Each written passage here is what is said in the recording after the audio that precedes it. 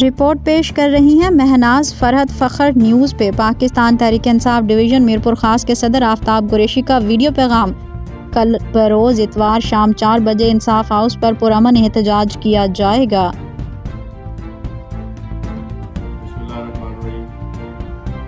फरवरी को जो इलेक्शन का एक ढोंग रचाकर एक जाली मैंडेट जो हमसे छीना गया, हमारे मैंडेट के ऊपर डाका डाला गया। उसके बाद उसी तसल्सल को बरकरार रखते हुए जो हमारी खवातीन की रिजर्व और अक़लियत की जो रिजर्व सीट थी उनके ऊपर भी डाका डाला जा रहा है। इसी सिलसिले में इमरान खान पाकिस्तान तहरीक इंसाफ के चेयरमैन की हिदायत के ऊपर कल बरोज़ एतवार शाम 4 बजे इंसाफ हाउस के ऊपर एक बहुत बड़ा भरपूर एहतजाज का प्रोग्राम बनाया है इमरान खान की हिदायत पर।